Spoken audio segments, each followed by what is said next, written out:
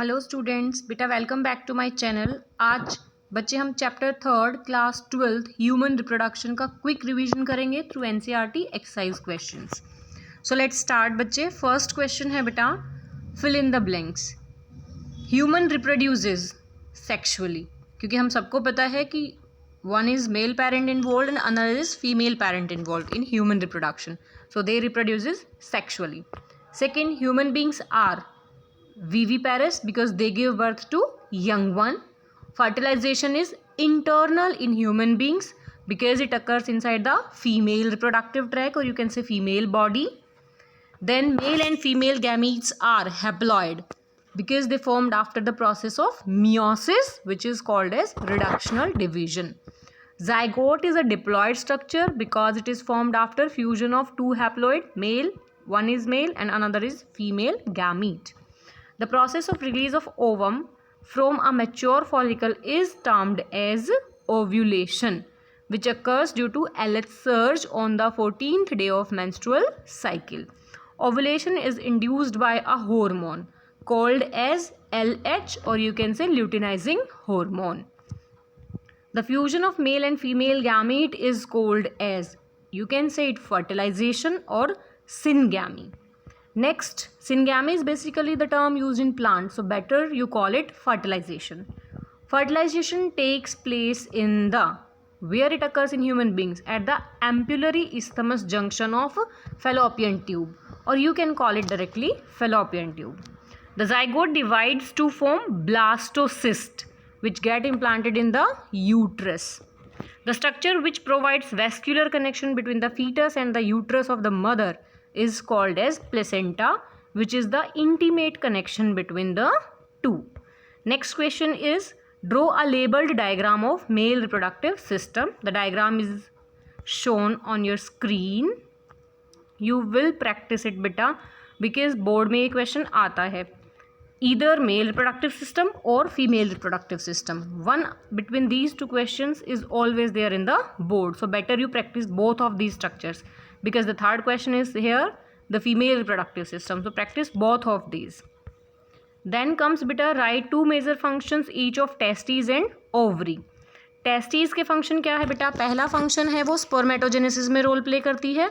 They produces the male gamete called spermatozoa, और you can say sperms by the process of spermatogenesis. Second, the Leydig cells of seminiferous tubules present inside the testes, they secrete the male sex hormone called testosterone. और testosterone किस में help करता है बेटा? Mail के secondary sexual characters को help करता है ग्रो करने में, फ्लॉरिश होने में. और मेल के सेकेंडरी सेक्सुअल कैरेक्टर्स क्या क्या होते हैं बच्चे? Development of beard, moustache, rough voice, rough skin, etcetera. Then the function of ovary, first they help to produce the female gamete, egg or ova through the process oogenesis. And second, they help in release of various sex hormones such as estrogen, which help in maintaining the secondary sexual characters in females. Next beta, describe the structure of seminiferous tubule.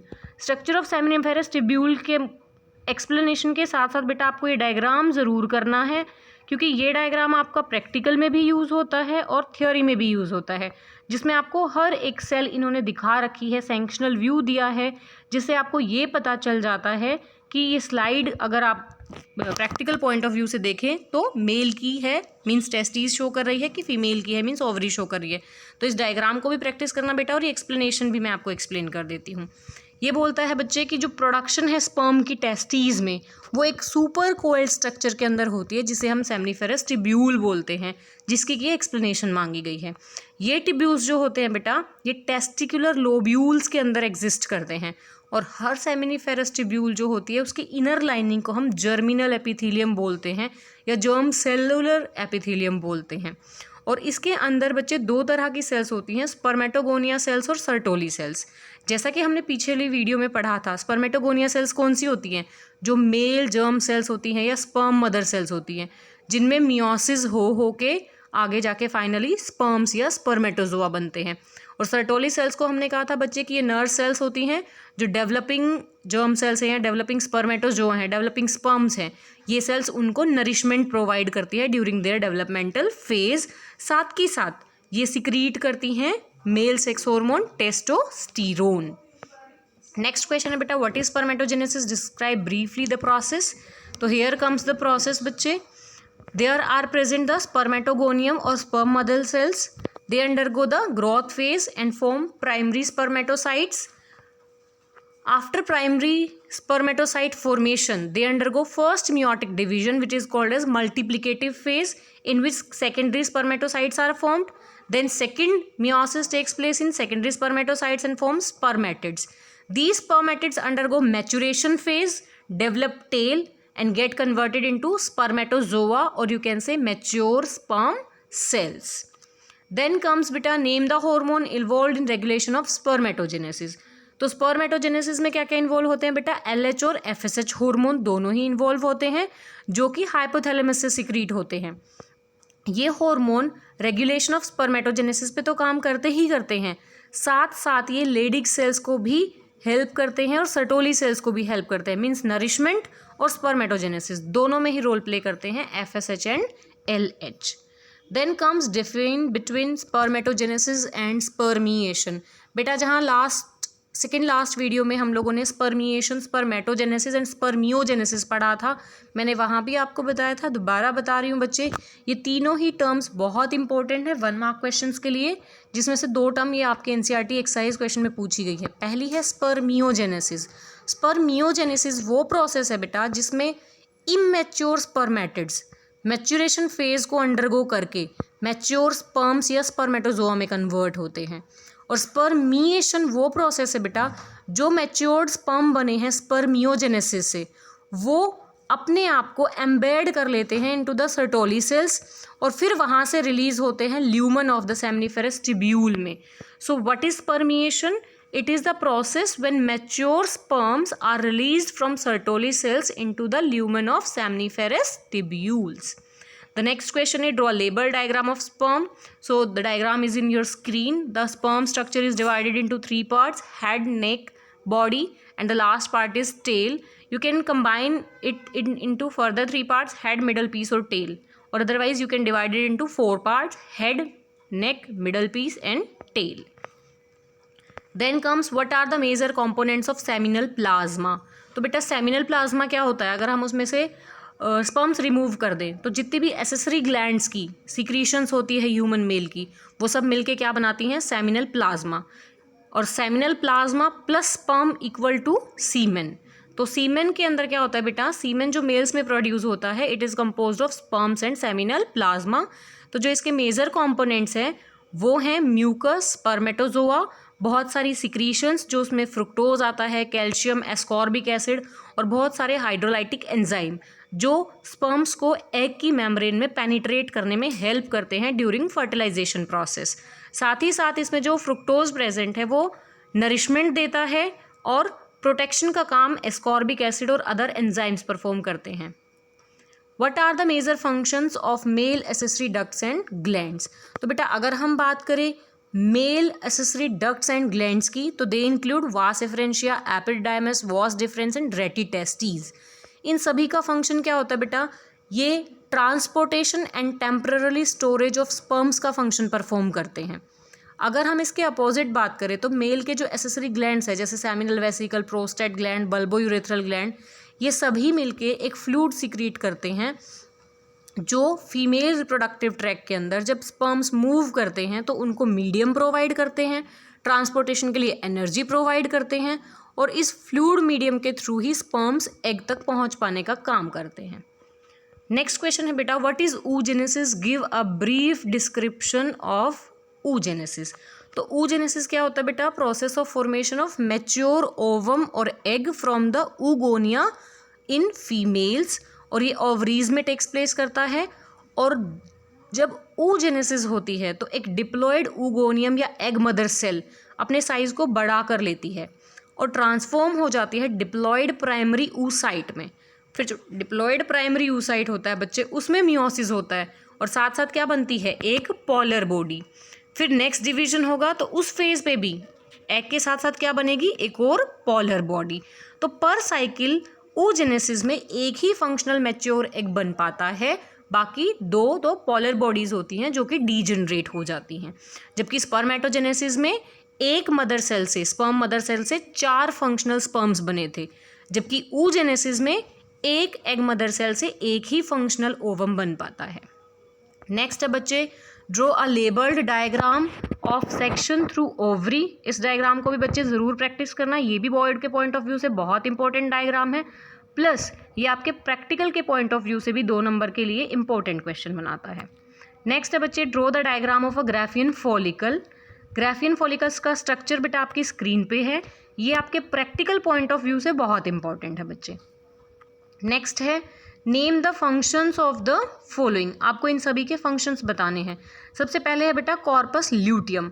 Corpus luteum कब बनता है बेटा? After ovulation. जब Graafian follicle से egg निकल चुका होता है तो जो बचा हुआ स्ट्रक्चर होता है वो कहलाता है आपका कॉर्पस ल्यूटियम।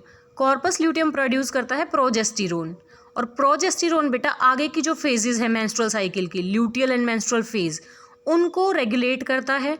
अगर प्रोजेस्टेरोन का लेवल बढ़ जाता है तो ये LH-FSH की सिक्रीशन को रोक देता है, तो फर्दर प्रिवेंशन करता है ओव्यूलेशन की। अगर डिक्रीज कर जाता है तो इसका रिवर्स टेक्स प्लेस करता है। दूसरा, ये प्रेगनेंसी को मेंटेन करने के लिए प्रोजेस्टेरोन रिलीज करता है। Progesterone itself known as the pregnancy maintaining hormone. Second है बच्चे एंडोमेट्रियम। एंडोमेट्रियम क्या होती है? यूट्रस की जो सबसे अंदर वाली इनर मोस्ट लाइनिंग होती है वो एंडोमेट्रियम कहलाती है। ये इसमें बहुत सारे ग्लैंड्स प्रेजेंट होते हैं और उन सब में साइक्लिक चेंजेस आते हैं थ्रू द मेंस्ट्रुएशन साइकिल, जिसकी हम बात करते हैं, जो हर 28 ± 7 डेज के बाद खुद को रिपीट करती है। नेक्स्ट है बच्चे एक्रोजोम। एक्रोजोम क्या होता है? एग के स्ट्रक्चर पे आपने देखा होगा न्यूक्लियस के अबव एक स्ट्रक्चर प्रेजेंट था, दैट इज एक्रोजोम, जो कैप लाइक स्ट्रक्चर होता है anterior part of the head of sperm पे। इसमें बहुत सारे एंजाइम्स होते हैं, हाइड्रोलाइटिक भी होते हैं, हाइलुरोनिडेज भी होता है, जो एग की आउटर मोस्ट मेम्ब्रेन को डिसॉल्व करते हैं ताकि स्पर्म अपने आप को पेनिट्रेट करा पाए एग के अंदर at the time of fertilisation. Sperm tail बेटा मूवमेंट में हेल्प करती है inside the female reproductive tract. Fimbriae क्या करती है? फिंगर लाइक प्रोजेक्शन होती है ovarian end of the fallopian tube पे, जो ओवा को कलेक्ट करती है from the ovary after ovulation process. The next question is identify either true और false and correct the statement. तो फर्स्ट है बेटा आपका androgens are produced by Sertoli cells. ये बात गलत है क्योंकि हमने पीछे भी पढ़ा था एंड्रोजन्स किससे प्रोड्यूस होते हैं? लेडिग सेल्स से, जो सेमिनिफेरस ट्यूब्यूल में प्रेजेंट होती है टेस्टिस की। नेक्स्ट है बेटा spermatozoa get nourishment from Sertoli cells. बिल्कुल ठीक है क्योंकि हम इनको क्या कहते हैं? नर्स सेल भी बोलते हैं। नेक्स्ट है Leydig cells are found in ovary. अभी हमने पिछले ही स्टेटमेंट में पढ़ा, कहाँ मिलती हैं वो? टेस्टीज में। तो ये स्टेटमेंट भी कैसी है बच्चे? फॉल्स है। नेक्स्ट है लेडिग सेल्स जो होती हैं सिंथेसाइज एंड्रोजन्स, यानी कि मेल सेक्स हार्मोन। बिल्कुल ठीक बात है बेटा। oogenesis takes place in the corpus luteum. ये गलत है क्योंकि oogenesis कहाँ होती है? ओवरी में। नेक्स्ट है menstrual cycle stops during pregnancy. बिल्कुल ट्रू है, टेम्पररी मेंस्ट्रुएशन रुक जाती है during the period of pregnancy. Presence और absence of hymen is not a reliable indicator of virginity और sexual experience. It is very true because when females undergo cycling or other physical activity they may have hymen absent or ruptured, so it cannot define the virginity of a female. Next question है बेटा what is menstrual cycle, which hormones regulate menstrual cycle। तो बच्चे menstrual cycle क्या होती है? ये वो process है जिसमें साइक्लिक चेंजेस आते हैं किसी भी फीमेल की बॉडी में, और ये चेंजेस जो होते हैं वो ऑलमोस्ट सभी प्राइमेट्स के रिप्रोडक्टिव ट्रैक में होते हैं और ह्यूमन बीइंग के भी रिप्रोडक्टिव ट्रैक में ये चेंजेस आते हैं। इस साइकिल का पीरियड 28 डेज ± 7 डेज का होता है। जो एंड होता है साइकिल का वो मार्क होता है with the bleeding phase, in which जो यूट्राइन एंडोथीलियम सेल्स है they come along with blood and mucus through the vagina, which is called as menstrual phase और you can say bleeding phase. Which hormone regulate the menstrual cycle? FSH and LH both regulate the menstrual cycle। जो level of FSH और LH होता है बच्चे वो maintain होता है through the anterior pituitary gland, और ये बढ़ जाता है फोलिकुलर फेज के दौरान। जब ये बढ़ जाता है फोलिकुलर फेज के दौरान तो ये स्टिमुलेट करता है प्राइमरी फॉलिकल का conversion into a Graafian follicle और you can say mature follicle. फिर जब LH का लेवल मैक्सिमम हो जाता है 14th day of the cycle पे आके, उसे हम LH सर्ज बोलते हैं। और ये LH सर्ज ओव्यूलेशन को कोज करता है। Ovulation means release of ovum from the mature follicle, और उसके रिलीज के बाद जो स्ट्रक्चर बच जाता है that is called as your corpus luteum, जो फर्दर प्रोजेस्टेरोन सिक्रीशन में रोल प्ले करता है। इन केस अगर प्रेगनेंसी हो गई है तो ये प्रोजेस्टेरोन क्या करेगा बच्चे, उस प्रेगनेंसी को मेंटेन करने में, इम्प्लांटेशन में हेल्प करेगा। और अगर प्रेगनेंसी नहीं हुई है, मीन्स रिप्रोडक्शन नहीं हुई है या फर्टिलाइजेशन नहीं हो पाई है रिप्रोडक्शन के बावजूद भी, तो ये धीरे धीरे साइक्लिक चेंजेस को रिवर्स करेगा और उसके साथ साथ ही क्या करेगा, LH का लेवल कम, जिसकी वजह से फिर से क्या हो जाएगी, मेंस्ट्रुअल या ब्लीडिंग फेज आ जाएगी। जैसे जैसे लेवल्स ऑफ प्रोजेस्टेरोन ब्लड में बढ़ेगा, it will decrease the secretion of LH and FSH both, और उसकी वजह से क्या होगा बेटा, it will inhibit further ovulation process. Next है बेटे, what is parturition, which hormones are involve in induction of parturition. This is the very important question from the board point of view, carrying 3 marks, 1 for the define of parturition and other 2 for the process of induction of parturition. Parturition क्या है बेटा, वो process जिसमें कोई भी matured foetus deliver होता है through the mother is called parturition. और you can say parturition is the process of giving birth to a baby as the development of the foetus get completed in the mother's womb. Hormones कौन कौन से involve हैं इसमें बेटा, oxytocin और relaxin. Oxytocin जो होता है वो मदर के यूटेराइन में कॉन्ट्रैक्शंस इंड्यूस करता है, जिसकी वजह से वो फीटस जो है बर्थ कैनाल की तरफ डायरेक्ट होता है, मूव करता है। जबकि रिलैक्सिन जो होता है वो उसको रिलैक्स करता है ताकि जो यूट्रस है वो अपने आप को प्रिपेयर कर सके बेबी को डिलीवर करने के लिए। और इन दोनों की ही कंटिन्यूड एक्टिविटी के थ्रू पार्चुरेशन टेक्स प्लेस करता है। यहाँ से बेटा एक 1 mark क्वेश्चन अलग से अराइज होता है कि पार्चुरेशन के लिए सिग्नल कहाँ से आता है, from where the signal arises for parturition. तो उसका आंसर बेटा क्या है, डेवलप्ड फीटस।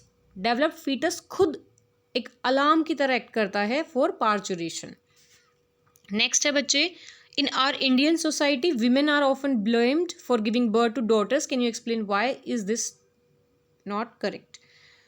बेटा हमारी इंडियन सोसाइटी में माना जाता है कि female are responsible for giving birth, जबकि हम लोगों ने 10th से ही ये पढ़ा है कि it is purely a coincidence whether XX chromosomes of mother and father fuses to form daughter or girl, or you can say female, or XY chromosome of mother and father respectively fuses to form a male or a baby boy. So this statement is completely incorrect that women should be blamed for giving birth to daughters, क्योंकि human being की बात करें तो they have 23 pair of chromosomes, जिनमें से 22 तो autosomes होते हैं और एक पेयर सेक्स क्रोमोजोम का होता है। Female have XX while male have XY plus 22 autosome in both male and female. तो बेटा जब गैमीट्स फ्यूज करते हैं, अगर XX फ्यूज करता है तो it will form female, XY fuse करता है तो इट विल फॉर्म मेल। तो mother has no role to play in it because in both the condition she delivers the X chromosome. Hence it is incorrect to blame a woman for the gender of the child. It is purely a coincidence or by chance process that whether XX or whether XY chromosomes will fuse. The next question is how many eggs are released by a human ovary in a month. हमने पीछे भी पढ़ा बेटा, एक complete cycle में वो एक ही egg release करती है। So the answer is 1. How many eggs do you think would have been released if the mother gave birth to identical twins? Would your answer changes if the twins born were fraternal? बिल्कुल answer change हो जाएगा बेटा। अगर twins produce हुए हैं means वो single egg separate होने की वजह से बने हैं, मतलब एक ही एग प्रोड्यूस किया था मदर ने जिसकी फर्टिलाइजेशन हुई, और जब फर्टिलाइजेशन हो चुकी है वो जाइगोट 2 में डिवाइड कर गया, तो वो कैसे हैं, आइडेंटिकल ट्विंस है, तो एग एक ही रिलीज हुआ था, ठीक है। लेकिन अगर ट्विंस फ्रेटर्नल हैं तो इसका मतलब 2 अलग अलग एग फ्यूज हुए थे, मतलब मदर ने सुपर ओव्यूलेट किया था, एक से ज़्यादा एग प्रोड्यूस किए थे एक ही साइकिल में, और 2 अलग अलग एग 2 अलग अलग स्पर्म्स के साथ फ्यूज हुए जिससे 2 अलग अलग जाइगोट बने, जिन्हें हम नॉन आइडेंटिकल या फ्रेटर्नल ट्विंस कहते हैं। नेक्स्ट है बेटा, how many eggs do you think were release by the ovary of a female dog which give birth to 6 puppies? Per cycle 1 egg produce होता है बेटा, तो 6 पपी हैं तो means 6 eggs were be produced. So 6 eggs were released by the ovary of a female dog to produce 6 puppies. Thank you.